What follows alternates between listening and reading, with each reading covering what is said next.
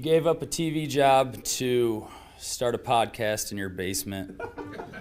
If that doesn't scream midlife crisis, I don't know what does. It was Championship Sunday here in Indianapolis. What's the mindset then coming in as a defending champion? I want to win.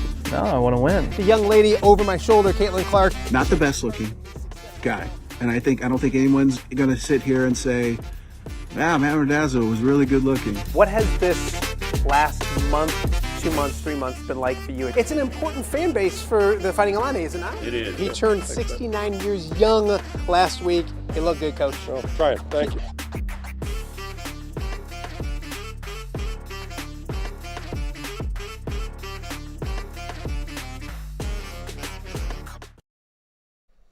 Welcome to Off the Air with Matt Randazzo here on a Thursday in the Quad Cities. Thursday, January 8th. Thank you guys so much for joining us wherever you may be and however you may be watching the show. We are live on YouTube, of course. If you're watching us on YouTube, we appreciate that. We thank you for doing that.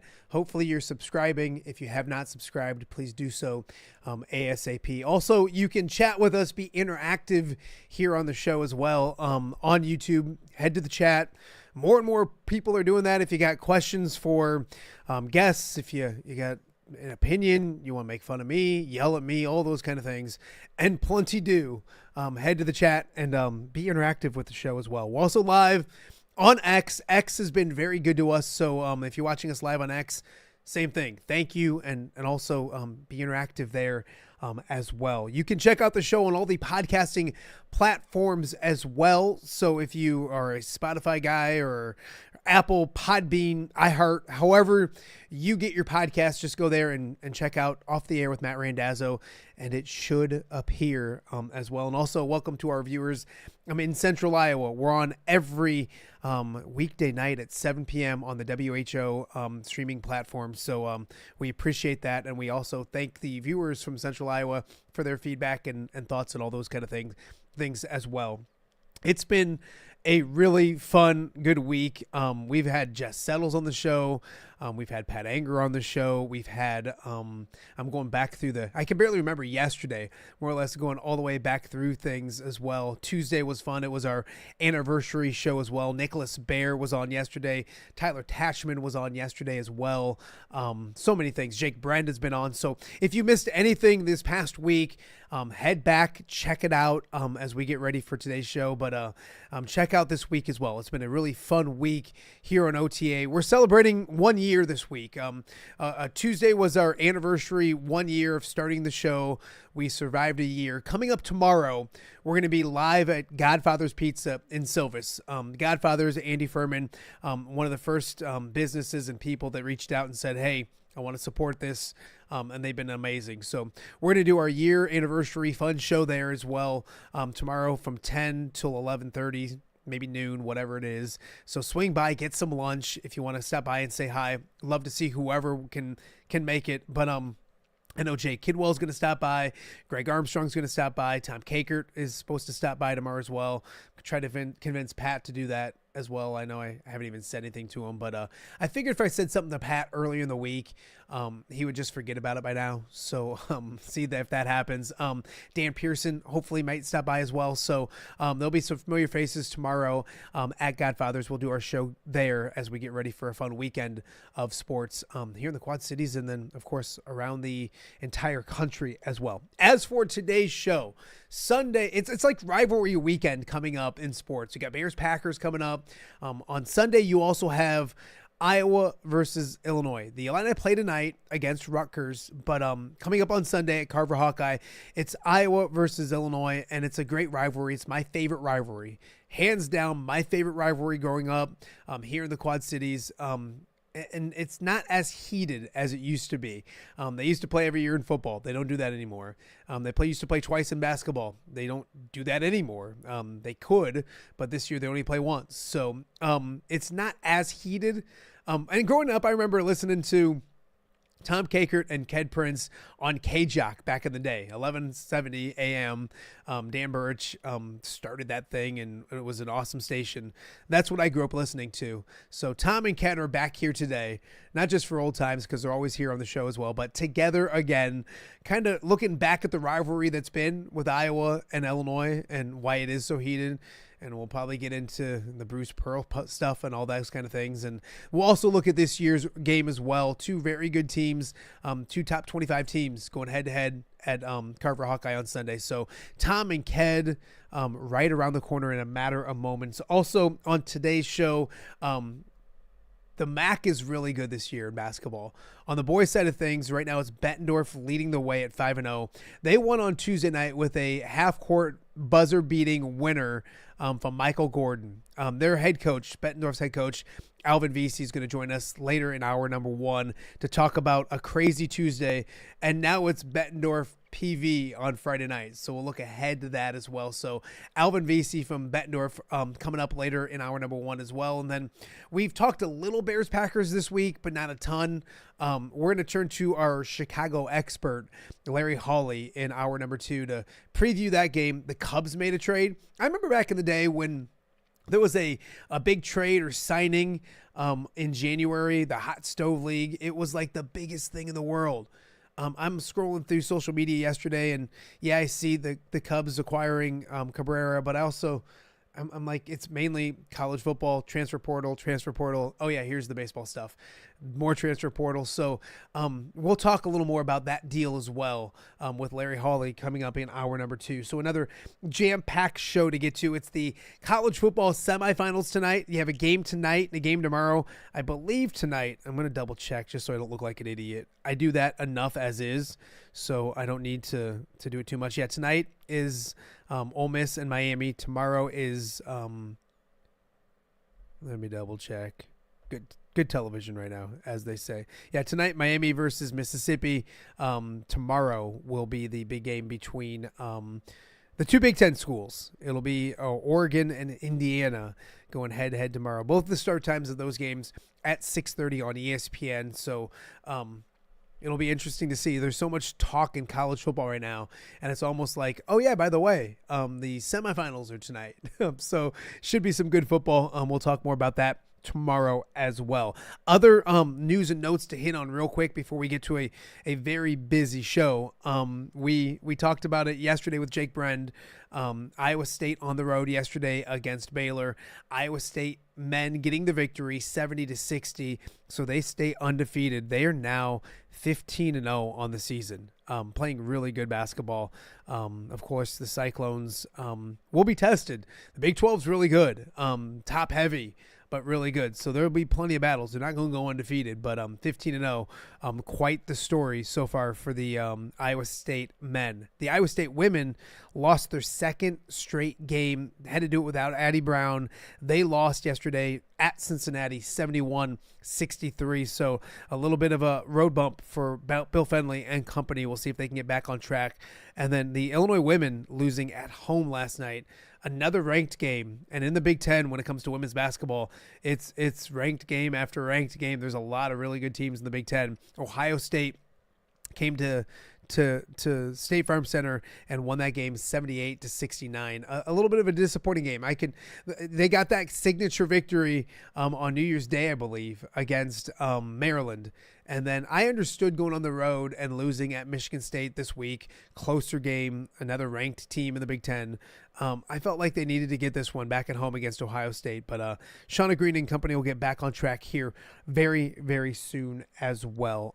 Transfer portal stuff is crazy. I'm just looking down, and I do see the Dolphins have fired Mike McDaniel after a 7-10 season. So it's weird because usually it's Black Monday, and they all get fired on Monday. And here we are on Thursday, and there's now a firing in South Florida. Also kind of intriguing because John Harbaugh is out there, and I wonder if some of these teams were going to stick with their coaches until there's a chance of getting a guy of that quality, and maybe Miami and John Harbaugh might be a fit as well. So we'll kind of keep an eye on all of those things as well. But a lot to get to on today's show. I'm really excited about Sunday. I'm going to get to Carver Hawkeye Arena, check out Iowa and Illinois. So it should be a really good game. And when we're talking about those two schools, we got to start with two familiar faces on our show and here in the Quad Cities when it comes to this rivalry. So let's talk Iowa, Illinois, with the two guys that started the rivalry way back in the 1800s. No, I'm kidding. Tom Kakert and Ked Prince joining, but the Dazzler. The Dazzler is here. It's the Dazzler. Wait, He's here. So this is what happens, It's Ken. no. This is what happens when Pat Anger The uses Dazzler is AI. here. He now turns it into that picture. I like the Dazzler purple. is here. And the purple's a good look. Yeah. The look handsome? sparkly suit coat is something. Purple rain, baby. You look like Prince. Exactly. Yeah. All right, put me down. Put me down, if that makes any sense. There we go. But I want to go back to the K-Jack days, boys, because you two are we talking 30 years ago? Well, probably. It's been a while. I mean, we were. I don't know. I was doing. I don't know. I know I approached Tom with it. Something we had a weekend. It was called a weekend roundball show, and we met a lot of nice people. I mean, that kind of. I can't speak for Tom, but that kind of helped jumpstart my media career doing that show. Yeah, we had a lot of fun. We had a lot of fun. Yeah, we just called it the show. Made fun of Devon Binion. Made fun of Devon Binion. I still do that. I mean, I talked to him a few minutes ago. That's always fun. But yeah, it was a good group of guys. Yeah, and so and here's the thing is, and we've all done podcasts and TV and everything together, and obviously there's Iowa and Illinois, but like we genuinely like each other. Like the three of us genuinely get along. We can argue about basketball, which I hope we do today, and we can get in after each other and not agree with that, but which would be nice if more people did that in America, right, Ken? It'd be nice if more people could just agree to disagree, right? Yeah, I'm not touching that today, baby. I'm not saying nothing about that today. So I know what you're saying. With that being said, I want to talk to you guys both about the rivalry first. We're here in the Quad Cities. They don't play football. It hasn't seemed like they haven't played football in like 10 years. It's not been that long. There's only one basketball game this year, maybe another if the Big Ten tournament works out or whatever. But do you feel like the rivalry here in the Quad Cities has died down a little bit? Who you want to go first? Yeah, no, man. We'll let Keg go first. He's outnumbered. I think so. I think part of it is the media's changed. The papers changed. I know there's a lot more media out there with podcasts. There's no radio anymore. When Tom and I when we did that, it was easy for people to call in to give their opinions. Now they're listening to this podcast and nobody's calling us. And quite frankly, it was good for a while, but I don't mean this in a negative way. And to prove it, I'll flip it around. Iowa hasn't beaten Illinois in like 10,000 years, so it's not been a rivalry. It's kind of like the Bears and Packers. Has it been that long? And the same with the football. It's been a while, and the same thing with football. Illinois struggles with Illinois, but now the tables have turned. Illinois football is good. And Iowa's basketball is good. I think they're good. And you both know it. I've told you both that. I'm not just saying it because I'm on the air. But I think the rivalry is different. Truthfully, I think it's more with some of the fans outside the Quad Cities than what it is in the Quad Cities. Now, I don't get there's fans who will text me and say some pretty inappropriate things. I don't know why they still do it because they don't get a response out of me. I don't want to say I don't care anymore. I don't care anymore. It doesn't, it's another game to me. It's a game that I want to win. Now, if I'm sitting up in Carver Hawkeye Arena, my blood starts to boil because of the comments that I hear. So other than that, I mean, seriously, it's rough. But other than that, it's not that big of a deal to me anymore. You mentioned the calling in factor. I'm not kidding, Ked.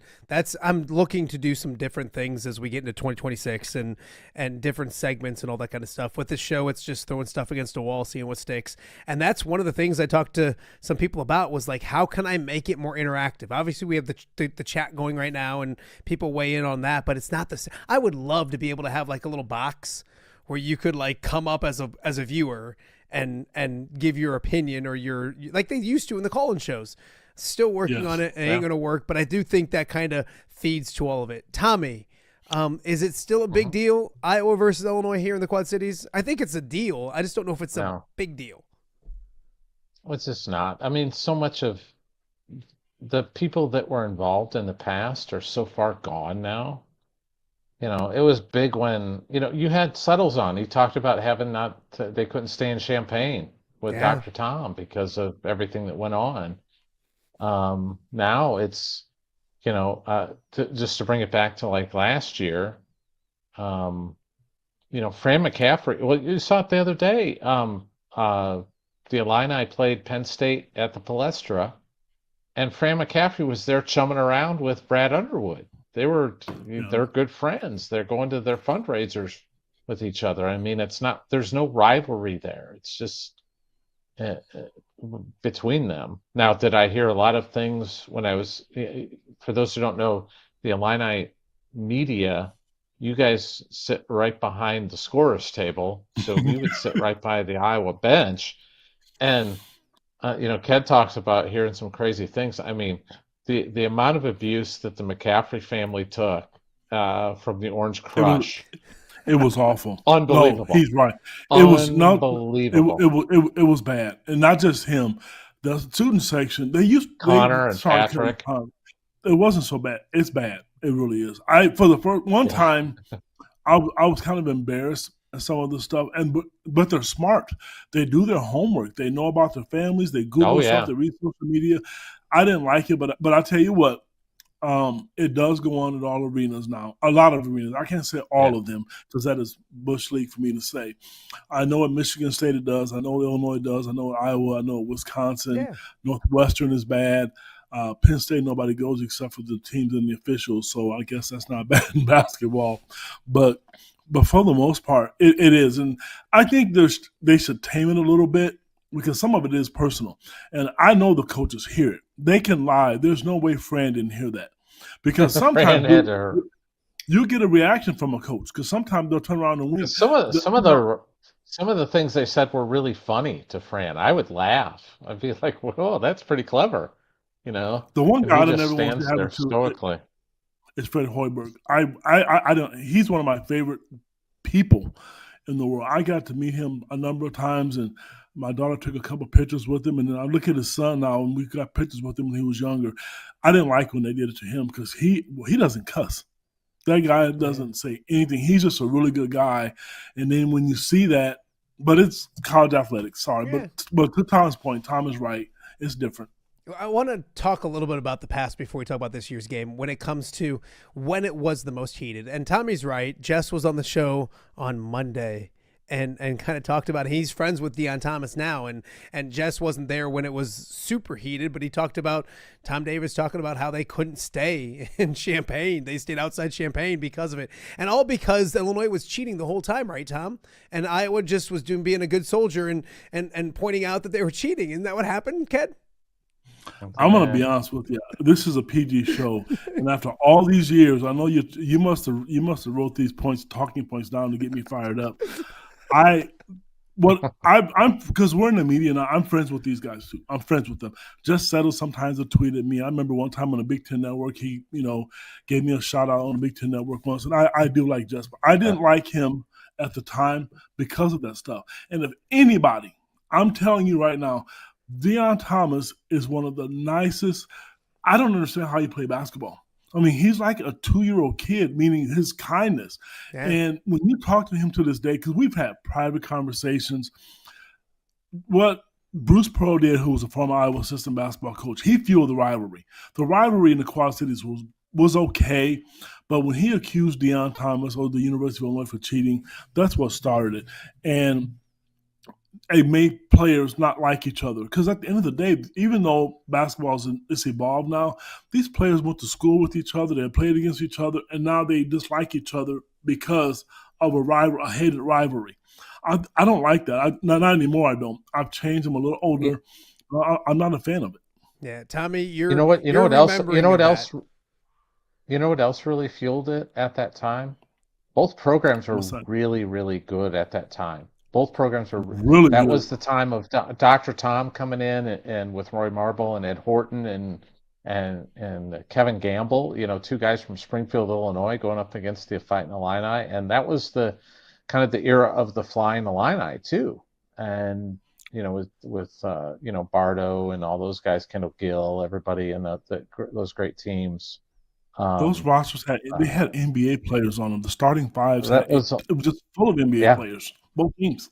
Yeah, both teams, the starting five and the bench. I mean, one of the all-time games from an Iowa perspective was the game where Iowa came from 22 down down at Illinois. Tony Weitzinger going nuts and scoring all over the place. And Iowa comes back and wins that game, and that was the Dr. Tom magic times where they were just coming back. They could come back from those big deficits, and everybody still remembers that game. But it's just all the people who were involved in all that are gone. I mean, I think the only some guys of them have passed away. I think. Well, and the one guy that's probably still carrying the torch for all this is our buddy Lauren Tate. Lauren still. I remember when Illinois played Milwaukee in the NCAA tournament, and Lauren was doing he'd always do the coach interview, and he refused to do it because he would have to talk to Bruce Pearl. Did he really? Yeah, because they know at the end of the day. I mean, and I don't know if Tom wants to admit it. Well, he has to because Bruce Pearl apologized. And I know there was a Final Four 8, 10 years ago, 12 years ago. He tried to apologize to Jimmy Collins when he was alive. People saw Jimmy Collins walked away. He lied. Yeah, and for him to own it, what he did was the reason why Illinois was so mad about it, and I don't understand why Iowa fans are hatred toward Illinois. And anybody should have been mad. Should have been Illinois because they were the ones they were on probation. They lost scholarship. LaFonso Ellis was going to go to Illinois. Conzo Martin, who went to Purdue, was going to go to Illinois. That whole time frame set them back, and they lost scholarships because of it. So, and they were upset about it. And I think the problem was they knew Illinois they were starting to become a really good program. That's how Bobby and I got involved with it. So I understand the hatred, but like I said, I don't know about Tom, and I know you guys said you had some other players on today, their hatred for Illinois, and I get it, but I just don't. I've told people, I'll say it to you guys right now, and you can hashtag Purdue in it. Purdue is Iowa to me. I mean, you want to get me fired up? They really irritate the hell out of Kedrick Prince.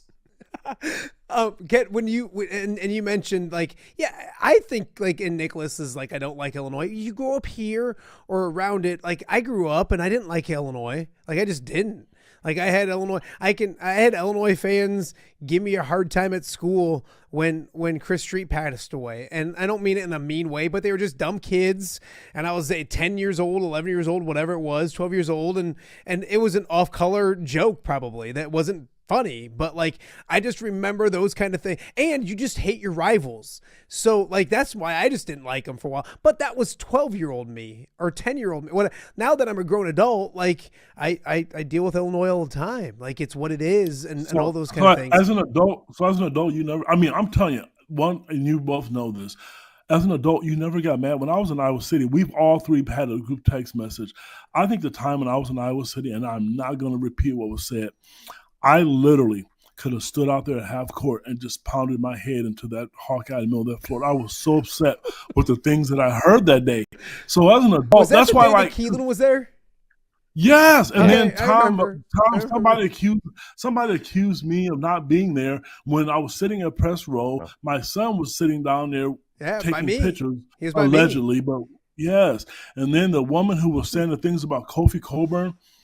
I'm getting a headache. So as an adult, obviously I want to I as an Iowa fan, I'm rooting for it, all that kind of stuff. But it's just what I do is I'll see my kid and my kids dislike their rivals, and I get it, and I don't like them, but it just tempers a little bit. I have to be an adult, and you were too. While you wanted to go to the Tiger Hawk and pound your head into it, you didn't do it. Which if you did do it, and that was video of it, it would be my open of the show is what it would be. So when moving a little bit along to today's day and age, I thought it got restarted with Fran and Brad Underwood, and they got really good around COVID.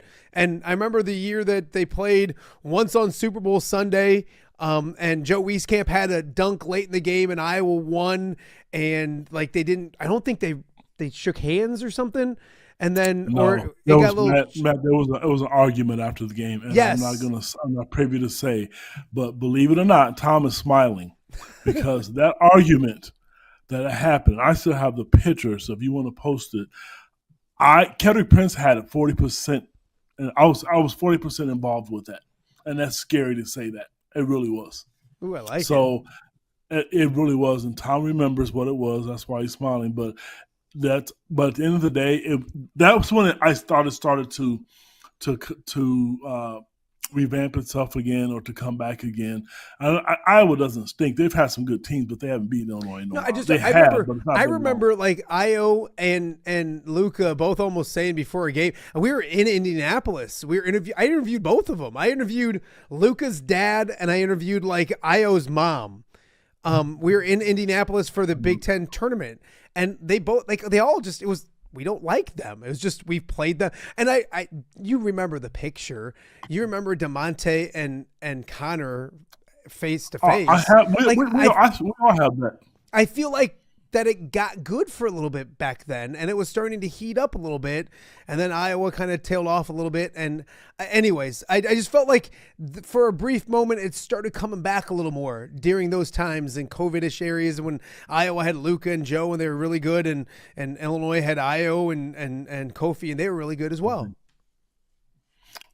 Yeah, I would agree with that. I really would. But I think some of that, you know what? I think some of that comes from the coaches because they know. If you think Brad Underwood doesn't know the history, Deion Thomas is going to be sitting there, number one, because he does a radio show. I remember being in Iowa he does City. the radio.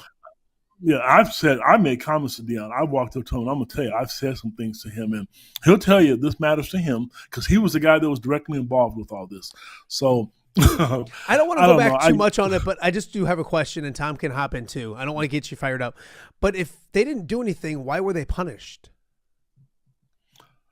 Matt, things were. I'll have an answer. I'm not giving you some fabricated answer because there were so many people. Digger Phelps got involved. Bobby Knight got involved, and they didn't have anything. They didn't prove anything. So So what really happens to the people who know? Iowa accused Illinois of giving Deion Thomas. This is back in the day when you couldn't give which is crazy, by the way, because we're talking about somebody getting a car and now they're making millions. Yeah. But go on. Yeah, and so Deion, Bruce Pearl called Deion Thomas so many times he was sick of it, and he had called him like 1 or 2 o'clock in the morning, and he was able to get because he said, "So Illinois offered you a Blazer, a new truck." Deion said yes to get him off the phone because it was late at night. He took that tape and went to the NCAA with it. And I'm telling you right now, and then they tried to get, I think Kendall Gill's parents or Steve Bartle's parents, they owned a car dealership. Then they tried saying that they gave out free McDonald's. Now you look at this stuff back then compared to what it is today, because these kids are getting $3 and $4 million today, and it's open about it. So that's what it really was. They were upset about it because they thought that he was getting money, and the reason they got in trouble was because they never proved anything. It was never proven that happened. And so then they got the lack of institutional control. It was just nasty. And what fans were mad about is set the program back. They were on a roll. I mean, think about it. They were on a roll. They were starting to win. And then, bringing in all – they had a lock on Chicago. And Iowa didn't like that because they were recruiting Chicago. Bobby Knight certainly didn't like it. That's why you saw him and Bobby Knight Lou Henson and Bobby Knight get into arguments. So I'm sorry, I don't want to take up the whole show. No, and we won't. Tom, any tidbits to that? Anything to add? No, but I want to talk about the game coming up because that's what we're going to rehashed all this stuff. But I just wanted to get Ken. Go ahead. I know you were getting Ked fired up. I was not. No, You're trying. He's keeping calm. He's keeping steady. Ked, you did bring up something though, because those Illinois teams were about Illinois guys. It was guys that grew up at the high school guys. We'd be at stuff in the summer watching, got all these guys play over the years, kids from the state of Illinois. How do you feel about this roster? You got Boswell, who is from Illinois, but everybody's, a lot of the key contributors are overseas guys. It's like, I always feel like the identity of Illinois basketball was always Illinois kids, Chicago kids, Peoria kids. And it's like all these guys it doesn't feel like the same roster anymore. Well, here's my answer to that, just twofold answer. The days of getting kids from the state of Illinois or any state, they're done. Because I'm sorry, there's no talent in Illinois and Chicago. They leave. They all go to prep school. Tom, you know that. Yeah, All they the do. best players go to prep school. So you don't have. There's a few kids, but that are freshmen and sophomores. But by the time they're junior, they're going to be gone. So that's part of it. So I think, but I don't. For older guys like myself, I used to love that. I thought that was great. I thought that was unique. It was one of the reasons I became a fan, was because of it, because of that part of it. But the game has changed. Everybody out there listening, I feel bad for the fans who like to buy uniforms and support these kids, because you buy a uniform and in 9 months that kid's gone to a different school, or he's no longer in college or in the NBA or whatever. So I don't like it, to be honest with you. I don't. It's not my choice, and I don't want to say I'm being critical of the program, but I'm not a fan of it, to be truthful with you. I wish there was a lot more local players. Like, I interviewed some kids. There's tons of overseas kids that are foreign overseas kids that are going to be coming in again, and that's okay. There's positives and negatives to it, to me. I'm not going to say the negatives because that would be unprofessional, but I mean, I think there's benefits to both of it, but I would not go. They've gone all out with it. I'll put it that way. I just remember, like, we'd go see, Sergio McLean and Manuel play, or, Marcus Liberty and King, and, when Sonny Cox would bring his teams over to play Duncan's teams over at Rocky and stuff like that, or go up to Chicago and see some of these guys play. And it's just weird. It's different. Because Illinois basketball, high school basketball, was such a, even for me, it was a big part of my life, because I'd like to see all those guys, Ronnie Fields and, Kevin Garnett and all those guys over the years that just, now it doesn't seem like there's any of those phenoms are around anymore. They're not. And I'll tell you what else hurt too, was going to 4 classes. I think that stinks. Yeah. It was always 2 classes, and you had to work and earn your way to get to state. I didn't like that. Then they moved the state tournament from Champaign to Peoria. People got their hands involved with it, and I think they ruined it. But to tell you what, and I'm not avoiding your question, things have changed so much. I never thought in my lifetime, I thought I'd be 6 foot under pushing up grass before I seen a basketball player from the University of Iowa. From the state of Iowa play basketball in Illinois. They have a kid named Landon Davis who's going to play, but I never thought I'd see that. Yep. And when I asked him about it, because I was trying to poke him a little bit, I asked him about it through a text, and he was at a game. His mom and dad looked at me, and they were like, "Dude, what are you talking about? Nobody cares."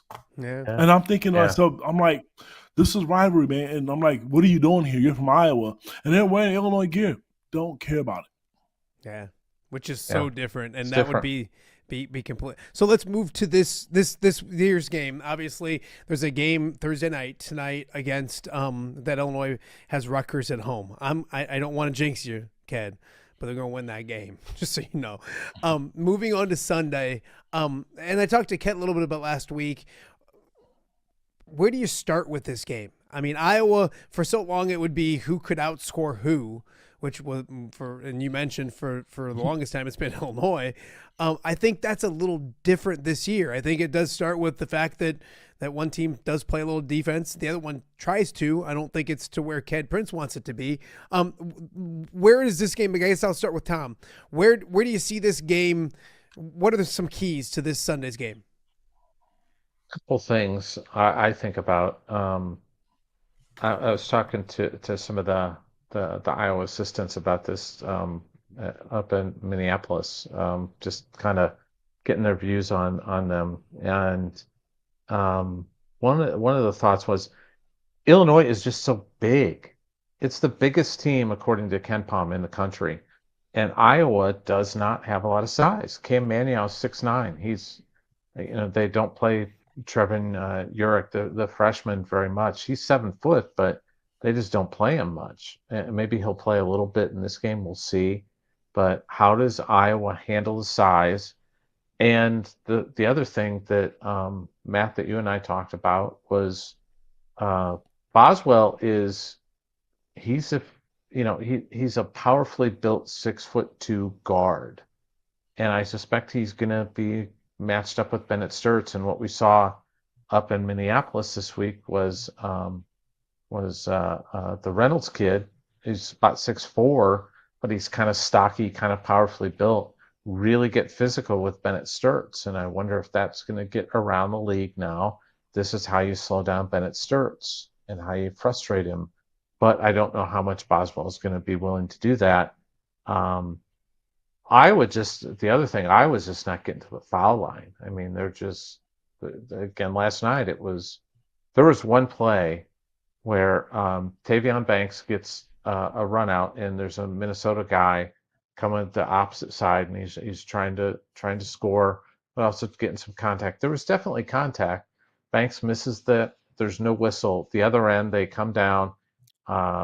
Reynolds kid, number 6, goes to the bucket, gets some contact, finishes the play. I mean, it was just 9 times out of 10, I think Iowa gets a call at the other end, a foul. They didn't get the foul, and they come down the other end. There's a foul, and they go to the line, makes a 3-point play. I mean, it's just they've got to figure out a way to get to the line a little bit more. I asked Ben McCollum after the game, kind of, do you need to work the refs a little bit more? And he said, well, we just need to work on learning how to draw fouls. But I don't know how you do that. Ken, your thoughts? I know you have a lot of thoughts on Big Ten refereeing, but your thoughts on that and in general and everything else. Well, I will say this before. The worst officials in all of sports is college women's basketball. It's worse. I feel so bad for the women. It is the worst thing ever. It is. I feel bad for them. But anyway, I'm concerned because they lost to Minnesota. I was hoping they won because I think I was good this year. And I owe Mr. Bennett Sturts, an apology. I remember when the preseason polls came out, I've had a couple of arguments with a bunch of national guys, which I don't really care about because I just do those things sometimes, about comparing him and Andre Stojakovic, because I thought Stojakovic should have made the list. And he's averaging 14 points a game. But Tom's right, Illinois is big. If Illinois is making shots, the one guy, there's 2 Ibisages out there, people. They're brothers. They're both, one's 7'2", one is 7 foot. And if Tomislav, the guy that was there last year, was making shots, I think I was in trouble. But he hasn't done that, guys. He just hasn't. If Illinois is making threes, like the whole team, Iowa would get beat. But if they're struggling offensively, it is. Iowa was going to win because here's what, Matt, you said it when you asked the question. Iowa plays defense this year. And I watch everything. I really do, just because it's my job. I watch Iowa play. I watch Iowa women play. I watched them play Northwestern, the women. I watched the Minnesota game. And he's done a really good job. I mean, your coach is younger. I mean, I was golfing in Muscatine once, and this summer, and a friend showed me a video footage of your coach playing, working out with the kids and getting up and down the court with them. And they play like him. He's you know what he reminds me? He's a young version of Tom Izzo without the players talking back to him. Ooh. He's a fiery coach, and he is. I'm impressed. And I'll tell you what, I'm sitting there, I took my media hat off, put my coaching hat on, and I'm thinking, how do you stop Iowa? They're good in their 2-man game. And if you get behind screens, they're going to make you pay. They do. And if Illinois doesn't read the scouting report, I'm telling you, you're going to pay for it. Now, Illinois has a freshman. His name is Keaton Wagler that I'm sure you guys know a little bit about. This guy was a top 150 recruit. You've heard it a million times. Probably the best player on that team. And it doesn't matter who's guarding him. He's not going to be intimidated by Iowa. They played Alabama. They played Tennessee. This kid is a stud.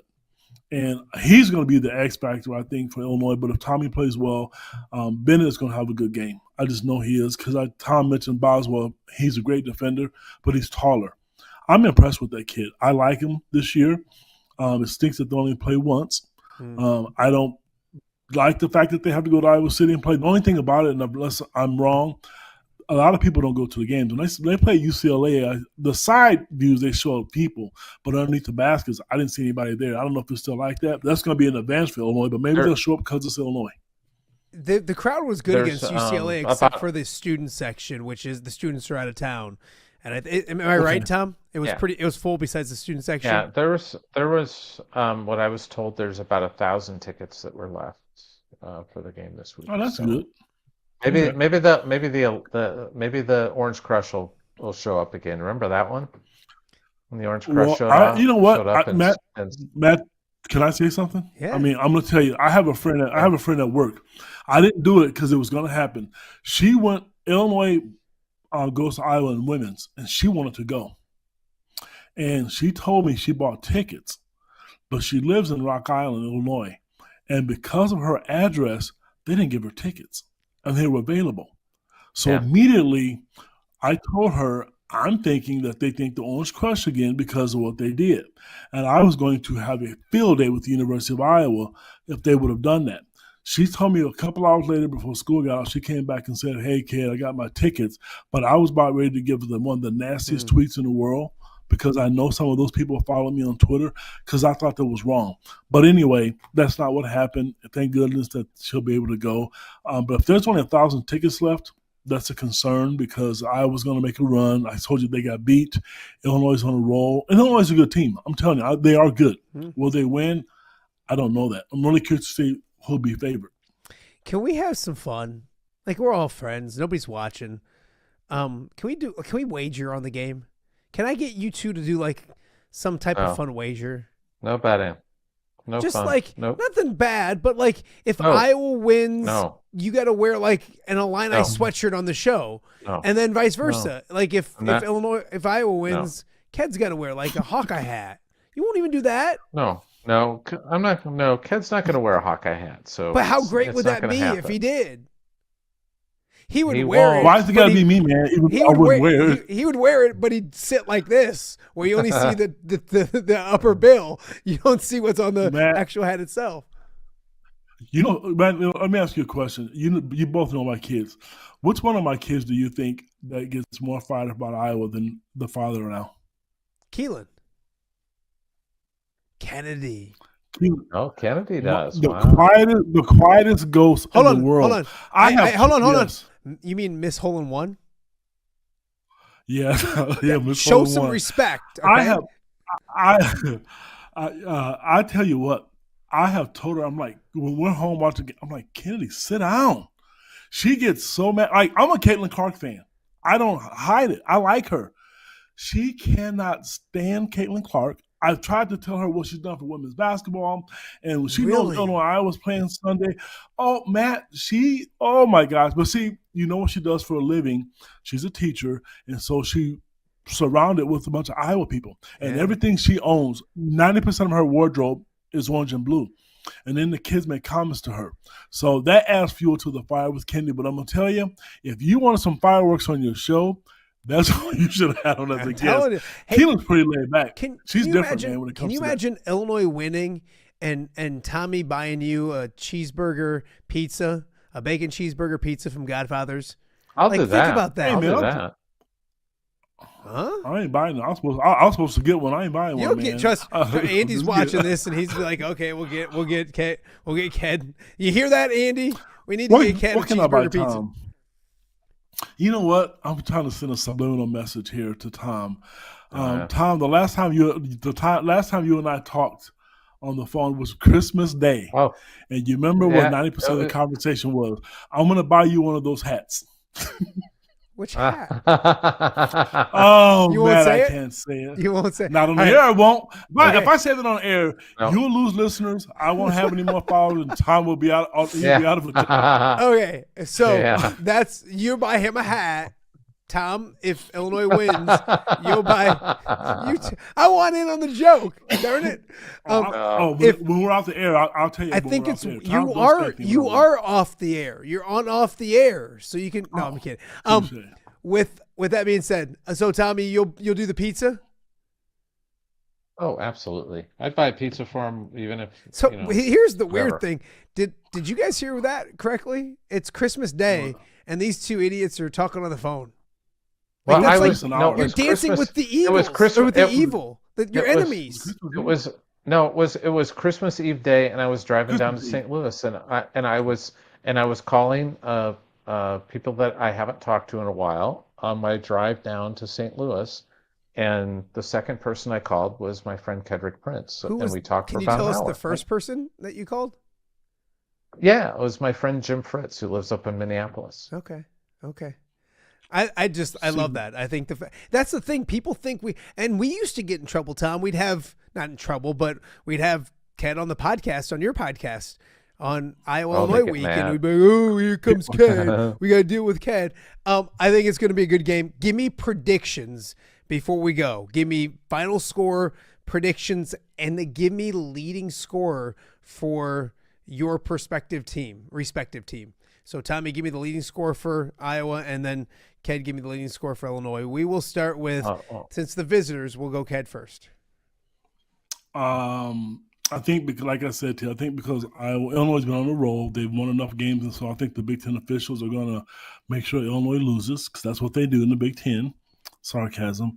I do think Iowa's going to win because they lost to Minnesota, and I think the coach. I do. I do, because Iowa's a good team, and the fact that they lost, and your new basketball coach is going to find out about this rivalry here real soon, what it's like.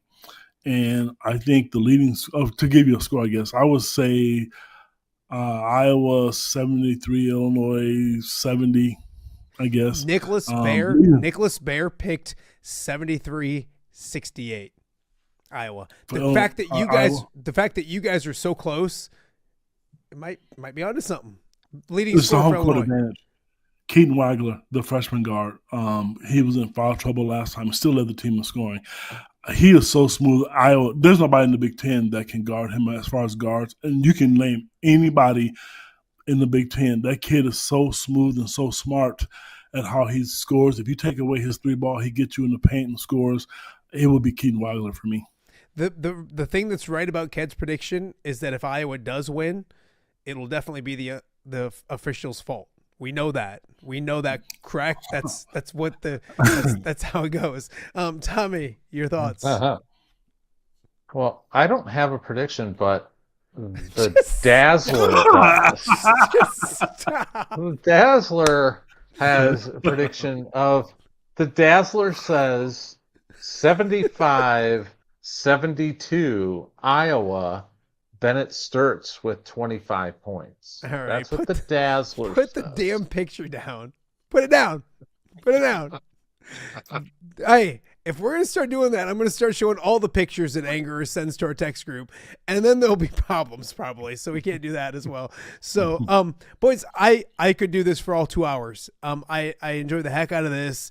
It'll be fun. We'll maybe do something Monday next week or something. Maybe we can get you guys to come talk about. I know we can if Illinois wins, and I think we can if Iowa. Are you going, Ked, or no? I thought about it, actually. I guess the question is, are you going? I'm going, and if you'd like a ride, I'd love to take you up there with me. Well, you know what? Since you said that, let me make some phone calls, see if I can get me a press credential still at this time. So I may do that. Let me know. I'm going up. I need bodyguards, man, because if that lady's up there still yelling, I'm coming to get her, baby. Here's my. You cannot hit a woman at Carver Hawkeye, okay? Don't do that. Who said hit? Okay, I didn't say hit. Right. Maybe I was going to sit on her. I was going to sit on her. How about that? Just stop. Can you imagine if I roll into Carver Hawkeye with Ken Prince? Then the Illini rumors will really get rolling. No, you know who, put the you know sign who takes, down. Put you know who takes Ken? down. The Dazzler does. Hold the on, Dazzler will take. Hey, hold on, real quick. Keep him up. Dazzler. Keep him up. Keep him up. There This he is is. the beauty of what I get to do, and I get to control the show. So if this knucklehead keeps doing this, where's my thing? I can't find my 2-shot. The Dazzler will take Ken. There we go. I'm trying to find just That the is so- 2-shot on my 3 box. No. Oh, there it is. No. So like can't if I take want me to, off. but it would stay with you. Never mind. I was going to get rid of Tom, but I would have got rid of Ken instead. So I would have done this, and then it was just me and Tommy. So I'll go back to this. So it's all 3 of us, guys. Enjoy Sunday, Ked. Let me know. I'm going up with Charlie, and you can easily hop in with us and enjoy the ride and all that kind of stuff. I'll even buy you Hardee's breakfast. I love Hardee's breakfast. I've not eaten as much, man. I'm taking it's a new leaf for me, baby. No, so I get I you. made some changes. So that's okay. I love it. Both you guys be well. I do like Starbucks though. All right. All right. Is that a hint? I'm a Starbucks guy. I'm sure. I'm sure Andy could get. I'm sure Andy would open up and get a cheeseburger pizza for Ked. Real quick, hey Ked, we're doing the show. Yes, I know you're working, but we're going to do a show on Friday, from Godfathers to celebrate the year of this show being on. And we got pizzas and everything, but you're probably working Friday, aren't you? What time are you having it? Yes, well, I work every day. 10 to noon. So you think my boss is gonna let me off to go have pizza? Well, if you ask, if you show her the Dazzler's picture, maybe it'll work. Hey, No. Hey, goodbye. We'll see you guys. Be good. See you. All right, we're done. Whew. I don't want to see that picture again. He is so proud of himself right now. Tom Kakert is so proud of himself. We got more to get to here on the show. Iowa, Illinois coming up on Sunday. We'll wrap it up on Monday for you guys as well. Much more to get to. You're watching OTA that's off the rails right now on a Thursday right here in the Quad Cities. All right, be honest. Are you craving Hungry Hobo again? You know, that fresh sliced meat piled high on those amazing sandwiches, hot off the grill chicken and steak with all those delicious toppings, the biggest and best selection of baked potatoes, or simply some waffle fries dipped in cheese. Well, now that Quad City favorite is even easier to get. Download the Hungry Hobo app today. Order ahead, skip the line, and earn rewards all at the same time. There's Double Points Monday and exclusive specials as well.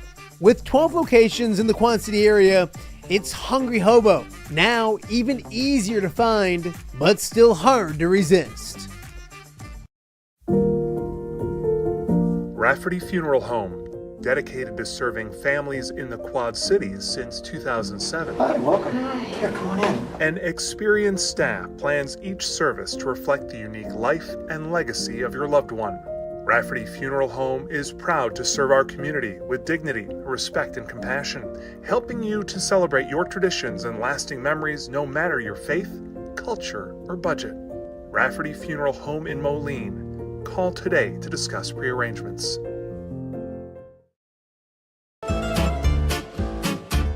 When it comes to quality, convenient pizza, Godfather's Pizza in Silvis has you covered. Featuring a beautiful dine-in area, delivery, and a carry-out window. Godfather's Pizza is that pizza you grew up with, not a convenience store. You see, at Godfather's Pizza, the dough is made fresh daily. That mozzarella cheese is shredded fresh and never frozen. And those toppings are abundantly piled high each and every time. Locally owned and operated since 2010, Godfather's is a huge supporter of local athletes right here in the Quad Cities. So come on by and check them out at 1211 Avenue of the Cities in Silvis. Order online at godfathers.com and reunite with that same delicious pizza you grew up with.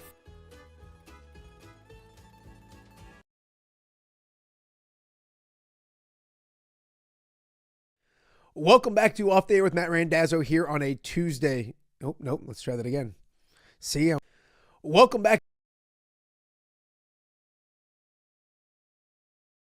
In the MAC, and it went down to the wire with a half-court shot at the buzzer, winning it for Bettendorf. And we're going to talk all about it with the head coach of the Bettendorf Bulldogs, Alvon Vesey. Thank you for doing this, Coach. I appreciate you. Happy New Year. No problem, man. Thanks for having me. Happy New Year. I thank you, my friend. It's nice seeing finally. How do I say this nicely? A good coach at Bettendorf, like Curtis Clark. I mean, for so long. Do you know he single-handedly held Nicholas Bear back? The guy's one of the best. He's one of the best 3-point shooters in Big Ten history, and. Curtis wouldn't even let him shoot. No, I'm kidding.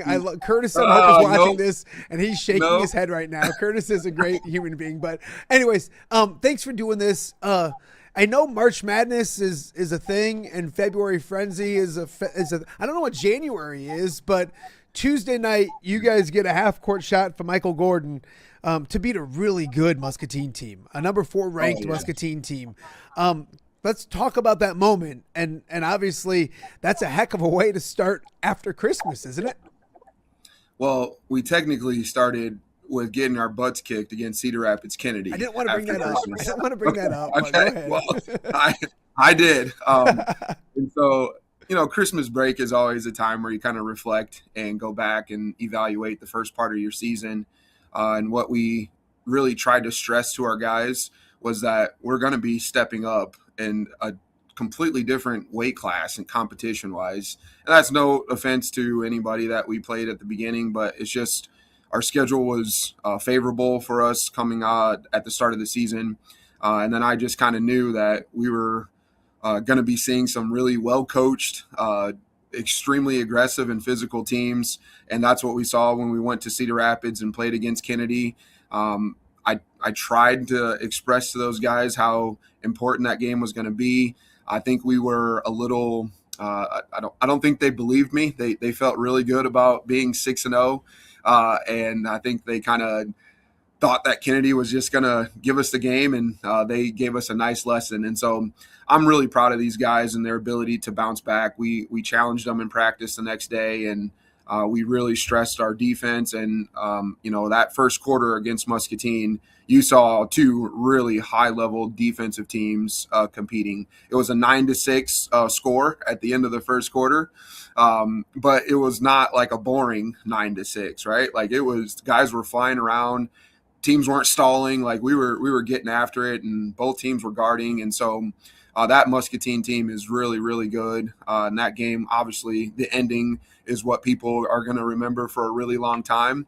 But it was just a really good game to be a part of. The energy was really good in the gym. And, we're going to – obviously it's a long ways down the road, but we're going to have our hands full when we go to their gym for the second matchup. No, absolutely. It was tied late, I think 57.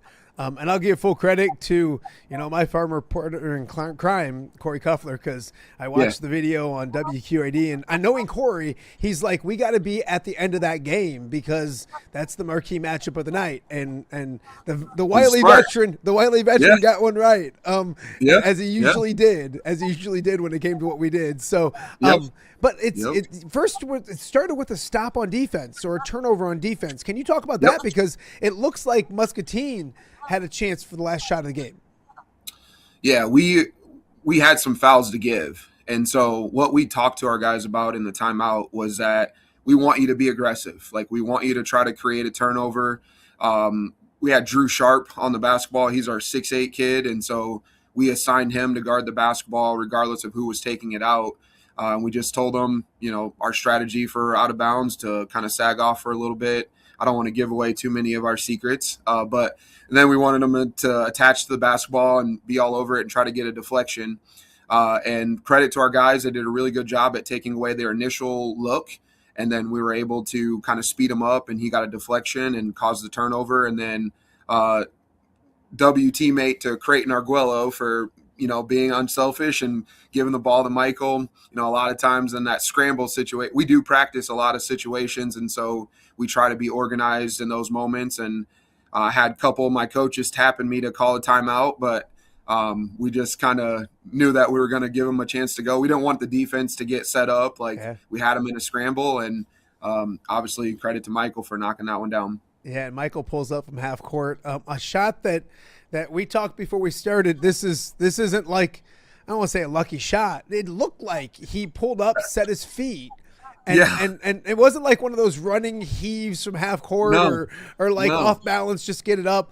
It looked like he probably could have gotten a better shot, but he almost kind of rather gotten a good look from half court. Am I crazy? No. Well, yes, you are, but no, in that situation, no.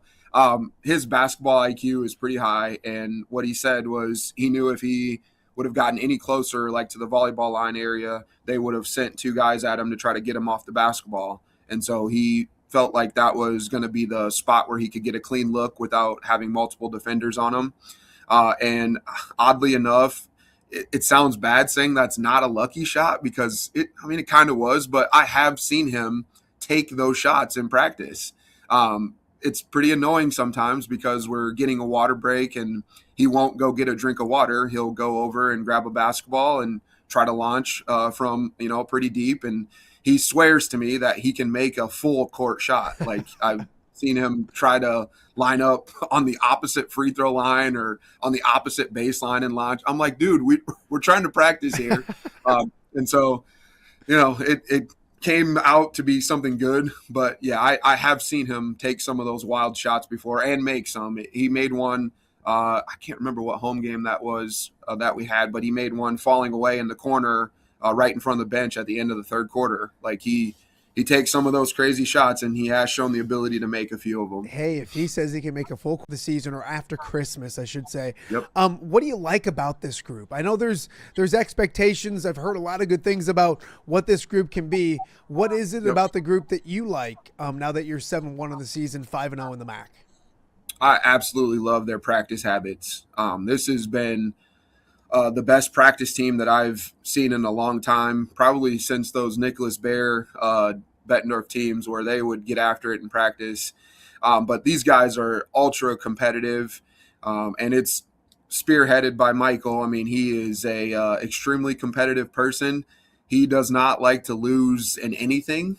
If you wanted to have a staring contest, he's going to be the most intense staring contest competitor that you go against. And so he does a really good job at setting the tone with that. And these guys all follow along with it. And our practices are extremely competitive. The drills that we do, we don't do like starters versus other guys for a good portion of our drills. Obviously, with scout stuff, we'll get our starters so that they can get some reps together.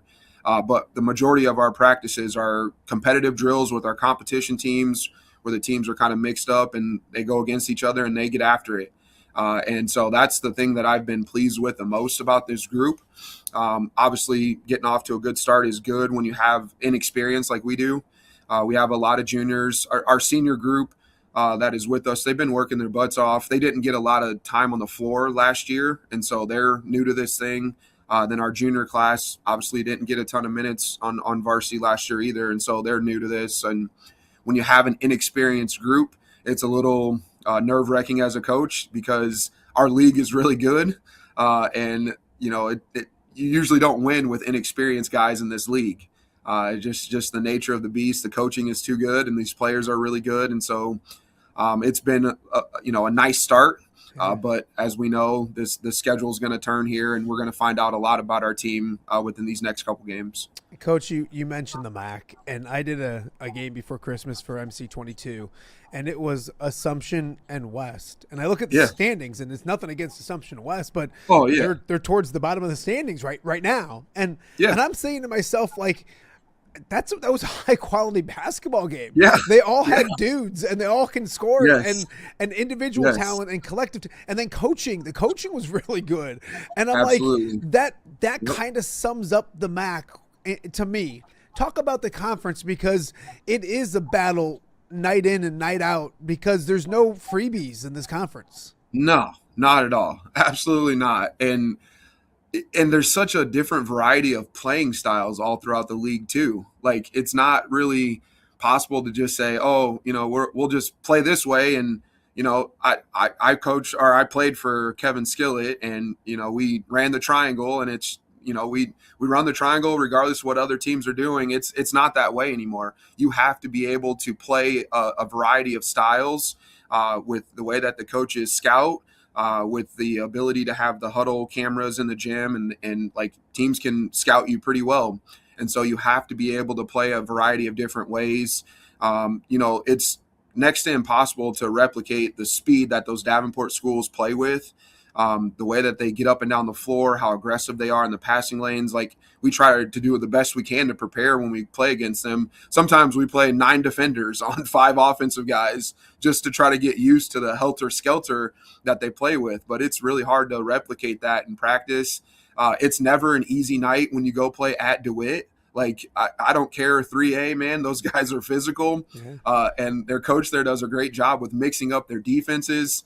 One game that we played them, I think they ran a different defense every possession. Like, they really keep you on your toes there. Obviously, Joe does a great job over at Assumption. I know they're young this year, but, they are a traditional powerhouse that puts forth a great effort, and he really scouts you well. He's not going to let your leading scorer get off. Like, he's going to make sure he face guards you. He'll double team you. He'll do whatever it takes to make other guys, score. And then, obviously you got the North Scots. Coach Buddy does a great job over there with that group, and then you got the system is what we call them over at Pleasant Valley. They guard and they run their stuff really well. So it is never an easy night in this league, and it's kind of stressful as a coach, but the kids enjoy it, and so it's really fun to be a part of. You mentioned the system. I know there's celebrating. You got to enjoy moments like that and victories like that on Tuesday. But Here you go, Coach. Here goes a trip to Pleasant Valley to follow that up. Talk about Friday's game coming up. I know the rivalry is the rivalry. It's always fun.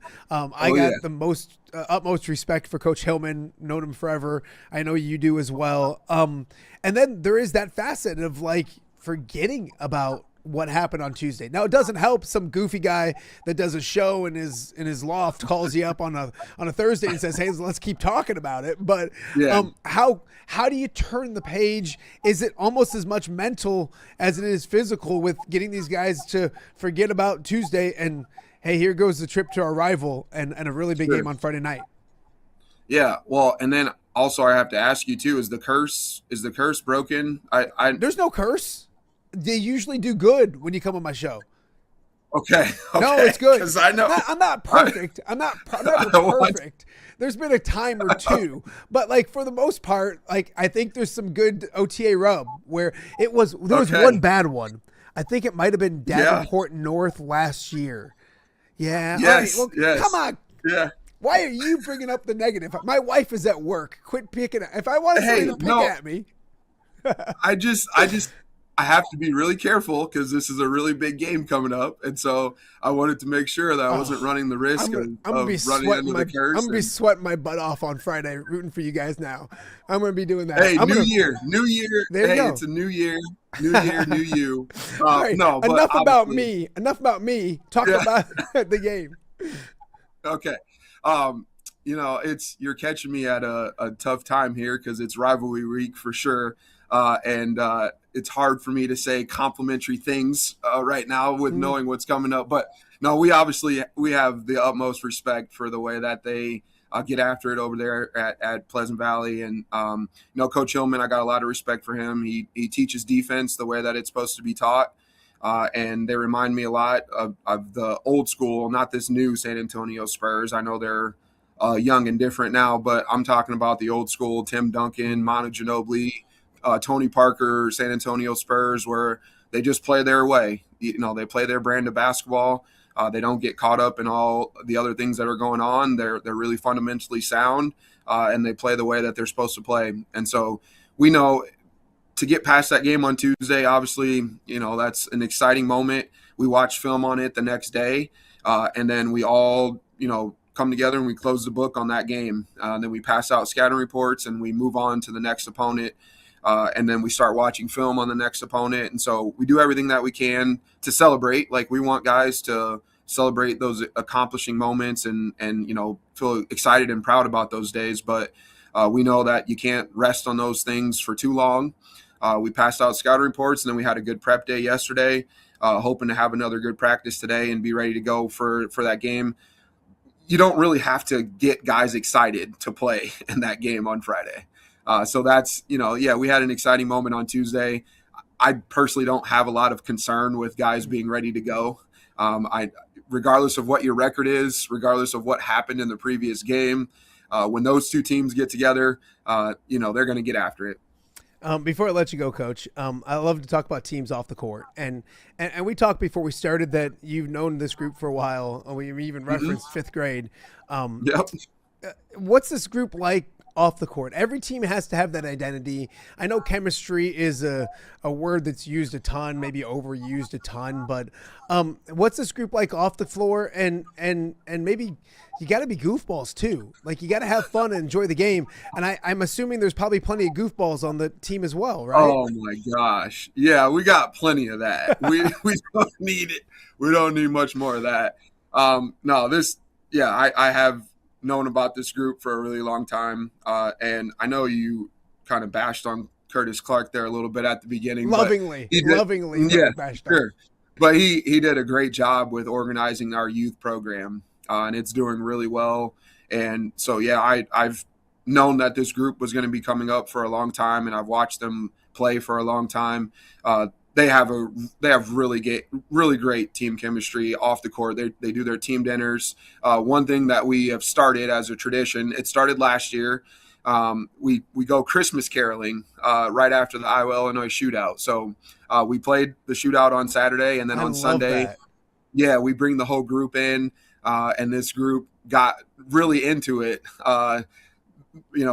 Previous year, it was our first year. They weren't as excited about it. This crew was awesome. They came in with Christmas pajama pants on. One guy dressed up as an elf. Like they really got into it. We went around and we sang to a bunch of different families throughout the neighborhoods. And so they've been really awesome to kind of get to know them. And just watching those guys in the locker room, they hang out in here all the time. Like, sometimes I'm like, all right, dude, I want to go home. Like, but they'll sit here. They've recently brought an Xbox into the locker room. They'll play 2K. They'll play Madden. I don't think I've seen Michael win a Madden game. I've heard him, be pretty frustrated, but I don't think he's won a Madden game in here in the locker room. But it's just really great to see those guys mesh really well, and that shows up on the court too, because we have a lot of depth. And we have a lot of guys that play, and they all trust each other. And so what they're doing off the court is definitely helping us out with our on-court performance as well. I love the Christmas Carol thing. Let me know next year. I will join you guys. I love that kind of stuff. So I'm going to remember that. I'm going to put that back in my head. Hey, Coach, good luck on Friday. And please don't lose, because I don't need this whole thing starting up again. So go get me a victory. It's on you. It's on you to make sure it doesn't start. And best of luck the rest of the way. I have a feeling we'll talk again soon. Good luck, my friend. I appreciate you. Thanks a lot. Appreciate it. All right. That is Bettendorf head coach Alvon Vesey. A fantastic game on Tuesday. And then, you look to tomorrow, some really good games around the area. One of the best, obviously, is that rivalry. Those teams could be 0-20, which they never are. They're always good, and it doesn't matter. They're competing in something. Bettendorf PV coming up tomorrow. Coming up on the show today, after the break, we're going to look ahead to a big game on Saturday night. Bears-Packers. As a Lions fan, I'm depressed, but I can let you guys know who's going to win. We'll talk all about it. That's right ahead on OTA. We'll be right back. Give me the keys. Learning to drive can be stressful for both the student and, yes, the parent as well. Relax. There's an easy way to avoid the stress. Skiles Driving School in East Moline has been helping new drivers hit the road with confidence for over 20 years. Whether you're a teen earning your first license or an adult looking for behind-the-wheel training, we've got you covered. Their certified instructors are patient, experienced, and use modern vehicles equipped for safety and comfort. From classroom instruction to real-world driving, we make learning safe, affordable, and even fun. Call 309-278-0098 or visit skylesdriving.com. Skiles Driving School. Get in, buckle up, drive your future forward.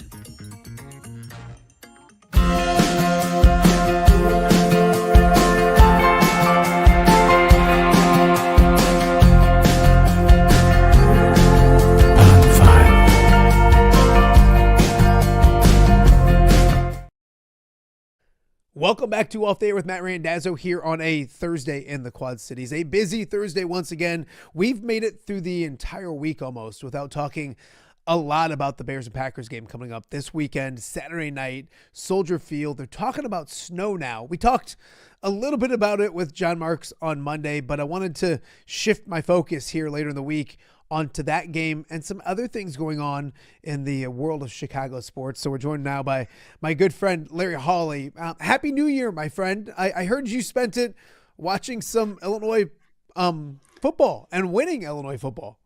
Yeah, Happy New Year to you. I saw the Music City Bowl down in Nashville for a second straight year. I went to the bowl game, went to the Citrus Bowl back in late 2024 and loved the trip so much, went with a friend and decided to do it again. Really fun game, good atmosphere. They drew over 50,000 people, which, especially with the bowl games kind of getting some, I wouldn't say criticism or some critiques about not necessarily mattering anymore. It certainly mattered to people there, and it was loud and it was a lot of fun. And another win for Illinois and another good season for them. So it's great to see. Yeah, a lot of it was funny. The day of the game, we had a friend of mine who was down at the game, come on the show down from Nashville and kind of set the scene. If I would have known, I would have bugged you. What was it like Illinois fan wise? Obviously, you're in the state of Tennessee. You're playing Tennessee, so there's that advantage. But from everything I hear, the orange and blue showed up and showed out in big numbers. Yeah, and they did. It was a really good showing, and it's not a terribly long drive or fly from either Champaign or Chicago, where a lot of the base is. There were a lot of Tennessee fans, and the Tennessee fans, they were very loud. I have to give them credit.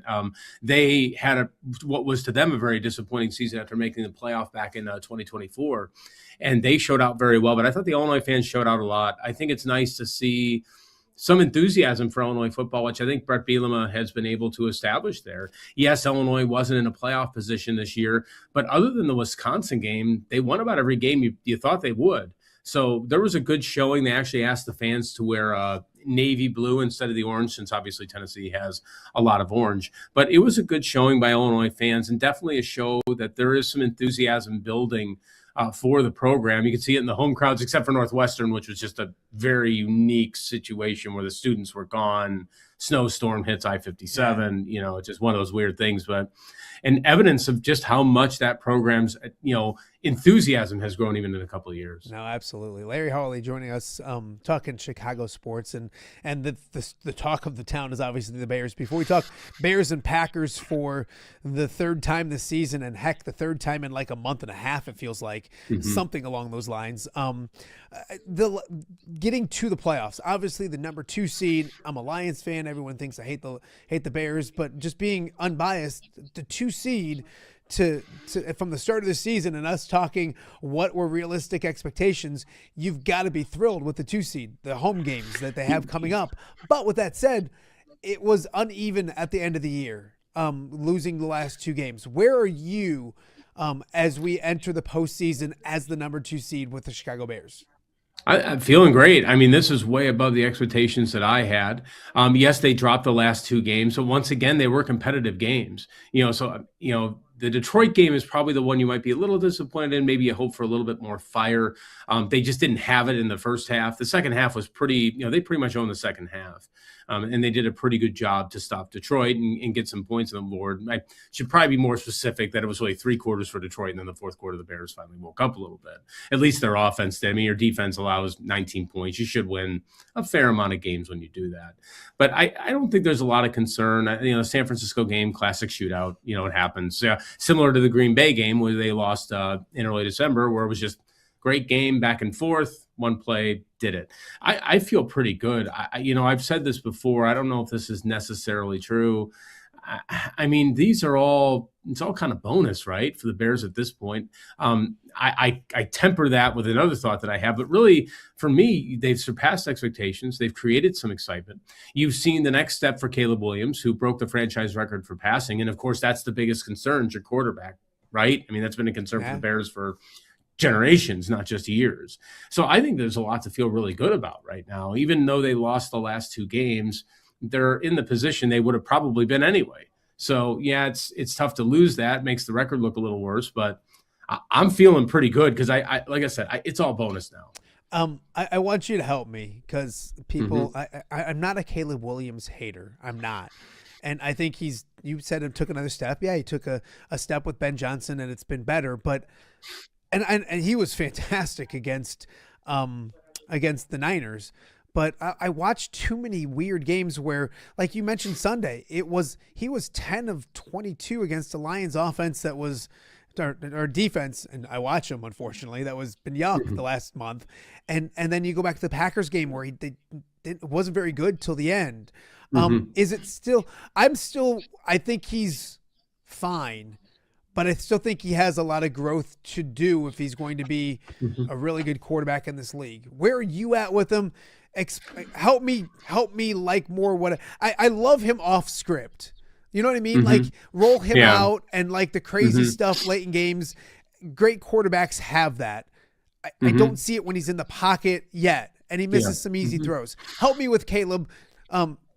Talk him up to me if that makes any sense. Well, I think he's doing what I've talked about this before about the sometimes absurd expectations for quarterbacks and how I think now in the league, you really may not know what you have until year 4 now. even that. And I think for me, the excitement and the enthusiasm is you have 24. It was really kind of a wreck all over the place. After that Commanders game, everything fell apart. And I think the Bears did not have the right structure in place to really help him out. And Caleb learns too, which is part of the rookie learning process. I just think that's just what it is here in the NFL now. So I think it just takes time. So for me, I feel excited because he has taken that step. You talk about those, kind of off script throws where he's had some really impressive throws that, kind of wow you a little bit. Yeah. Now, but you still have at the same point some slow starts. I think slow starts have, happened a few times with this team. Certainly happened against the Packers, a game that frankly 58 minutes through, I thought the Bears were going to lose. It just didn't feel like their day. Those games just happen. But I think the enthusiasm for me in Williams is that he has taken that step. He has shown production. He's not had a ton of interceptions, which I always think is good. And he's tended to play well when they've really needed him. And maybe that is something that you have that could be key in a playoff run. Although I think if you keep starting slow, eventually it will catch up to you. Eventually it will. It just, especially if you're the Bears and kind of a new playoff team, it will. I always reference the 2009 Colts played games like that all year long. It didn't catch up to them until the Super Bowl, and then, but that was man experience group that had been there and done that. So I think a little bit long-winded answer. Caleb's developing. He's been a lot better this year. Does he have a lot to work on? Absolutely. A lot of young quarterbacks do. But in the process, you got to feel pretty good about it as we find out what he will be. Is he going to be a Hall of Famer? You don't know. Is he going to be an average journeyman who is solid? We don't know. You take another step in that this year. I think for me, what I've realized, and I think what Bears fans should realize, is he's a starting quarterback in the NFL.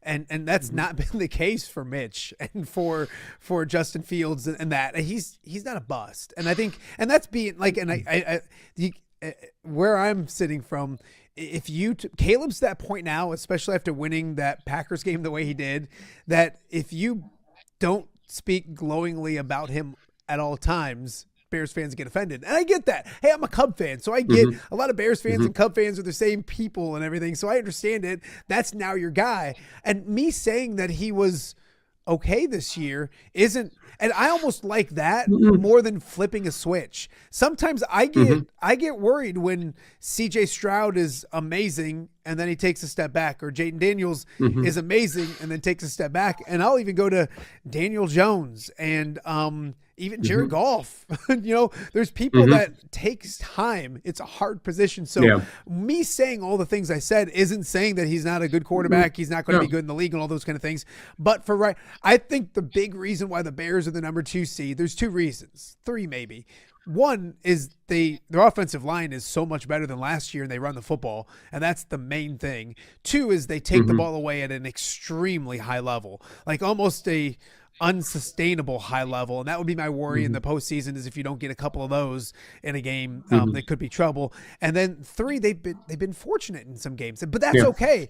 Being fortunate means every game's like that. Every game in the NFL ends up being fortunate one way or another. So just a fascinating season so far from the Bears. And as a Lions fan, I'm moving on looking at next year, and we can't do that for the Bears. We shouldn't do that because it's this week. Okay, Bears, Packers, you're up in Chicago. You watch the weather more than I do, but I'm starting to see things this morning that possible snow game. There could be accumulating snow. We both worked in the business for a long time. We know that we love weather guys, but they sometimes don't know what the weather's going to be the day of, more or less. What are we, 48 hours ahead of time? What are you hearing? And if it is a snow game, Larry, is that a good thing for the Bears, a good thing for the Packers, or it doesn't really matter one way or the other? It's indifferent unless they get a metric ton of snow. We're talking like, I don't know if you remember, I think it was 2017 Colts Bills, where they got I think they may have had 6 to 10 inches of snow on the field, where that legitimately affects it. As long as the wind is down, I've always kind of thought this of condition games. As long as the wind is down, I think you're okay with snow. If you get a lot of rain, that can be a problem, at least kind of what I've seen. Do you remember when the Bears opened with the 49ers in 2022? Yeah. And they had just a metric, I always call it a metric ton of rain. Yeah. And that was a game where San Francisco was better than the Bears, but they get down by 9. All of a sudden you're like, you're doing a driving rainstorm. yeah, it wasn't going to happen. That's the only time I feel it. I think it makes it a cool atmosphere. Yeah. I think it'd be fantastic. It looks really cool. The Bears' last playoff win came in some snow against Seattle in 2000, and that'll be January of 2011. Wow. And yes, it's been 15 years since the Bears won a playoff game, and people want to talk about the 40-year drought. You kind of got to start with winning that playoff game and taking out that 15-year thing too. No, absolutely. Larry Hawley joining us right now and Off the Air with Matt Randazzo. This matchup, and it is Bears and Packers. It's that legendary matchup, and I get it because I'm a Lions fan that don't like either, and the Packers always beat the Lions, and the Packers always beat the Bears. As a Bears fan, has Bears Nation embraced this as like, yes, let's get rid of all the demons, and if we're going to win a playoff game and start checking stuff off, let's go right through those guys? Or is there still that thought in Chicago of like, oh, not that? I think last year I was like, or a couple of years when the Lions started getting good, I was like, just keep that team away from me. I don't want to deal with them. Has Bears fans embraced the fact that it's the Packers, bring it on? I think there's a lot of enthusiasm. I mean, this enthusiasm this year might even be more than there was in 2018.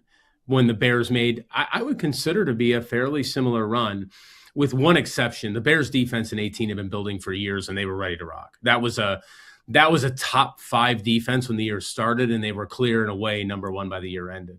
That's why I always say what's different about 18, a surprise, compared to 25, a surprise, is that Bears defense was ready to go. And when the offense was trying to get going under Nagy, which had a little bit of fire at times, they had a huge cushion. I mean, I always think about, the sad thing with that playoff game is that, I believe it was 16-15. The Bears defense allowed 16 points and it wasn't enough for them to advance to the playoffs. This year, I think that there's more enthusiasm. Number one, because the quarterback is better. There was doubts about Trubisky in 2018. At that point, in my mind, there was a little point of me that said, I think the best we can hope for is a serviceable quarterback, which isn't necessarily the worst thing in the world. With Caleb, you've seen some potential, some excitement, some offense. I think that this Bears season has been a little chaotic with how they finished games, how they've won games. Very reminiscent of the 2001 Bears for those Bears fans of a certain age or a little bit older might remember how crazy that year was. So I think there's more enthusiasm than, oh my God, here comes the Packers, here comes the dread. The dread isn't there. People know that it's a doozy when you play a team the third time. They've not traditionally done well against the Packers. This is the third time the Bears are playing the Packers in the playoffs overall. They played them in the championship game, and then they played them in 1941, a week after Pearl Harbor. So they won that one, lost the title game. So this is a rare moment. Yeah. And I think Bears fans are embracing it because, again, this team has surprised. This is not a group that you expected to really be here. I could use the term house money to a degree, but when you're the second seed and you're up there, you don't know when you're going to get back. Like I always said, if the iron is hot, throw on a steak and cook. So that's where it is right now. No, absolutely. Larry Hawley joining us right now and Off the Air with Matt Randazzo. Let's get to some predictions. And I look at this game and just unbiasedly looking at it, I look at the fact that this is they're playing for the second time in a month, and the way last game ended, which I think percentage-wise, it was with 4 minutes to go or something like that. It was a 0.3% chance that the Bears were going to win, and they won. A crazy way it finished. So I look at that. I know that motivates the team that didn't win. Plus, that game was without their starting quarterback for the vast majority of it. Malik Willis played great, so that's not taking anything away from him. But you still want Jordan Love in the football game. I think Josh Jacobs is going to be healthier. They rested their guys last week. I think the Bears win this game. If I take everything away the Packers win this game, except for the fact that the Bears are the Bears right now, and they figure out a way to win games. And I really think Ben Johnson's a very good coach. I'll look at this too. They've lost 2 games to start the season in a row, 2 games to end the season in a row. They're pretty consistent in between. A lot of what, as a Lions fan, reminds me a lot of just everything that's kind of Dan Campbell-ish. I'm not saying he's copying Dan. I'm just saying they worked together for so many years. One calling card of hole in the playoffs. Than you would say the regular season. The playoffs are a different beast. So that's the one concern that I have. Part of me thinks everything is lining up toward the Packers, which it is, because they're going to get a lot healthier than they were here, and they have that playoff experience to think that the Bears maybe get this. But for me, everything is on that start. You don't get as many of those miracle rallies in the postseason, at least at least in my mind, you don't get them. Yeah. I think you got to start fast, because if you got on something like 14-0 or 17-0, you could have some problems coming back in the playoffs. But if the Bears can start strong, I feel pretty good about their chances, because they've had a pretty good team.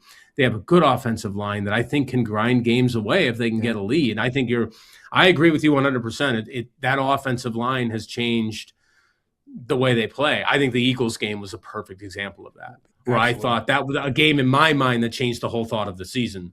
And it was all because of that offensive line.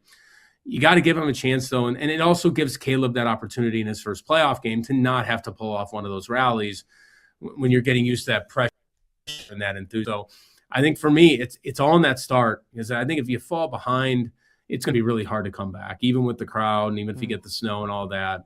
That's where, in my mind, it's all in that start. You can't fall behind significantly early. You look at, and you mentioned offensive line, and I think the offensive line, the Bears, and people get mad at me too, but I think you look at the division, I think roster-wise, they're not the most talented roster, but they have the best offensive line in the division, and it makes up for a lot. I think the Lions went 9-8, and they did it with an offensive line that was deteriorating and not very good. And I think their talent on their roster got them to 9 wins, but those guys up front change everything. I'll say this too, and people don't want to talk about next year or the years to follow, but what Bears fans are watching right now, it won't look the same next year. They'll get more talent. They have to. Like, they'll get better. They'll get more talent. They'll draft again. This year's draft has been really good so far. I think you got another one coming if you can as well. So it'll look different in years to come. I just think that offensive line makes it so that the Bears are where they're at right now. They've been so good. And as a Lions fan who has watched the opposite, trust me, Bears fans, that offensive line is the best part of this football team. It'll be a fascinating game on Saturday. Do you want to do a score prediction? Are you in the score prediction game or no? You know what? I'll go ahead and do it. I think this one could be a little tight. I'm going to go Bears 21-17. And I think that they do respond with Ben having a stronger start, and you end up with more of a kind of a tussle game instead of having a first half Packers, second half Bears. Again, probably first 58 minutes Packers, last 2 minutes in overtime Bears in here. But somebody said to me, I'm sorry, somebody said that, like, and don't quote me on it, but I think it's true. Like, in 2 games, the Bears have won or led for like 2 minutes in those 2 games, something like that, or like 4 minutes. So don't quote, but very small. That's the thing they can't do. I mean, and if I get it, and if you want to rely on that, God bless you, but don't rely on crazy comebacks, especially in the postseason. Get ahead. I think the first starting of that game, real quick, before I let you go, because I'm going way more than what I told you I'd take you. No, all good. All good. Cubs make up trade yesterday. Your thoughts on Cabrera, the starting pitcher coming to Chicago? You've got to make those deals. You need to you need to add probably someone else to that rotation. You need to find somebody who's young with an upside. I think it's a great deal. It's hard to lose Owen Casey. He's a tremendous prospect. He could go on to a tremendous career with the Marlins or wherever he may end up.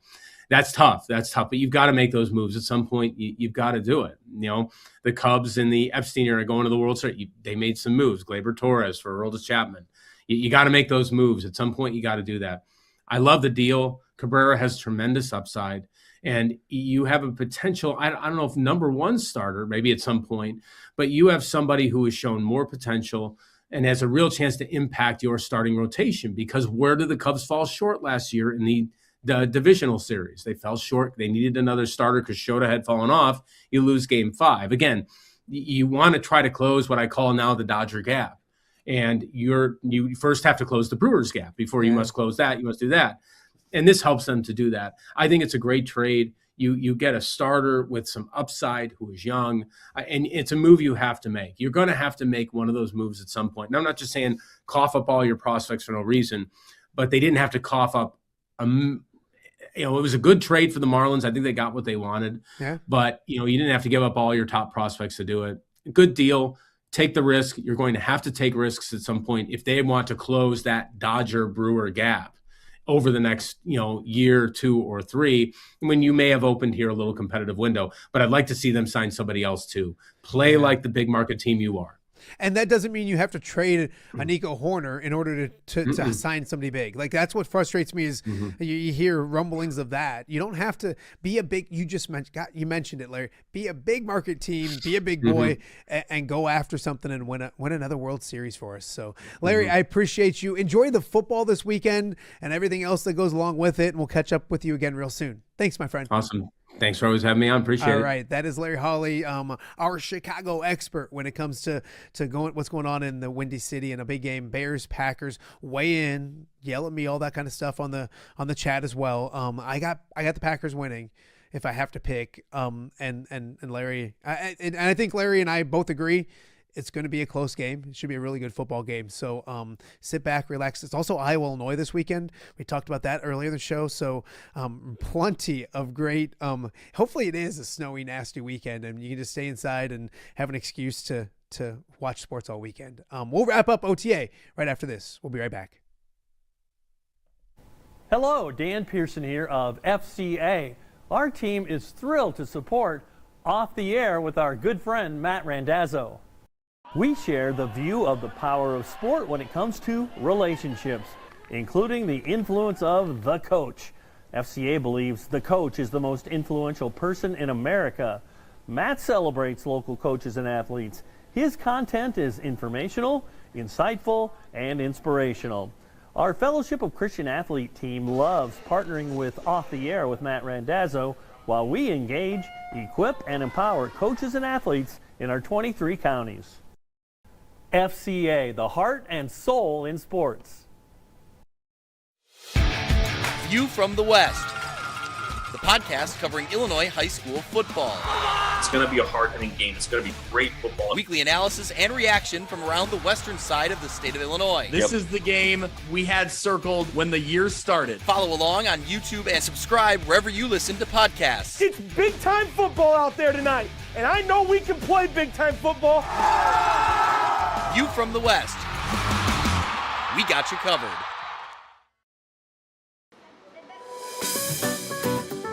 Are you looking for the Quad City's best chips and salsa? There's only one dude to turn to. Right on. Snoop. Hand-cut chips, fried fresh with that crunch you've come to love. And the most addicting salsa with delicious fresh ingredients each and every time. Pick up your chips and salsa, queso, enchiladas, and much more at the Stern Center in Rock Island. To place your order, simply call the man himself. It's Snoop at 309-314-8197 and find out for yourself what the rest of the Quad Cities already loves.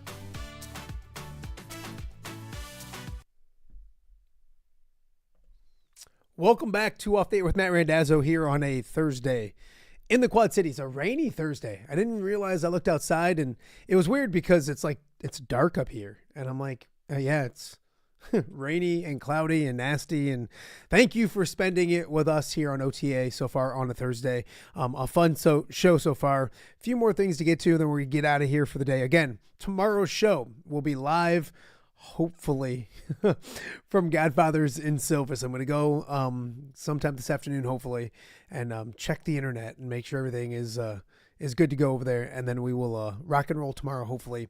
From Godfather's, we're hoping Greg Armstrong and Dan Pearson, Jay Kidwell, Don Umlin, Tom Kakert, several people, regulars on the show will swing by and say hi. So if you're out and about, come have a pizza at Godfather's and spend your Friday with us tomorrow, kind of celebrating 1 year doing this goofy show that we do each and every weekday right here in the Quad Cities.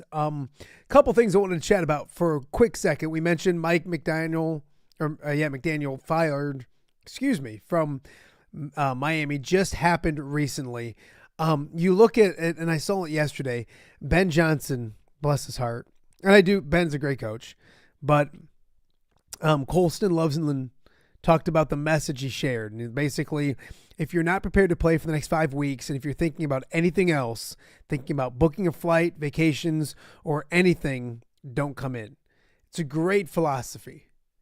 Really good. I completely agree with it. But as a Lions fan, knowing his thought process last year at this time and what he was probably thinking about, and then the way they played in the playoffs, and he had a bad game. That first round playoff game was not a well called game, and I can cite several reasons. So, as a Lions fan, that annoyed me. But I get the overall concept. Should be a great game. Larry Hawley and I just talked about it last segment. Bears, Packers coming up Saturday night from Soldier Field. I'm excited about the weekend.